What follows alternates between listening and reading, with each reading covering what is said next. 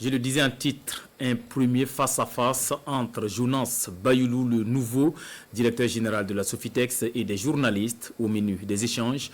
Les défis pour cette campagne cotonnière, l'engagement des producteurs et les efforts consentis par le gouvernement pour la relance de la production du coton au Burkina. Il est attendu de la nationale de l'or blanc 605 000 tonnes de coton sur une prévision globale de 700 000 tonnes pour cette campagne cotonnière 2022-2023. Le point avec Hassan Gourabou et Karim Sissé. 700 000 tonnes, c'est la production cotonnière visée au plan national cette année au Burkina Faso. Et pour atteindre cette prévision de production, l'État a déployé les grands moyens. La Sofitex à elle seule doit produire 605 000 tonnes. Les intrants agricoles ont été subventionnés à hauteur de 72,8 milliards de francs CFA, ce qui permet aux producteurs d'acquérir à crédit le sac de NPPA comme de l'urée à 16 000 francs CFA au lieu de 35 000 francs CFA. En outre, sur les 500 tracteurs qui ont été remis aux producteurs, 300 sont allés aux producteurs de coton.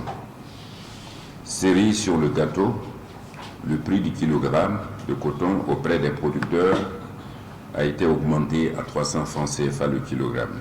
Pour accompagner l'effort consenti par le gouvernement, la Sofitex a mis en place des mécanismes pour l'acheminement rapide des intrants aux producteurs et renforcer les équipes de suivi terrain.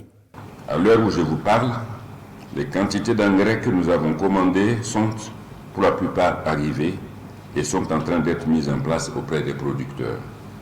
Je pense que d'ici le 15 juillet, ou tout au plus le 20 juillet, toutes les zones cotonnières seraient servies en engrais NPK comme urée.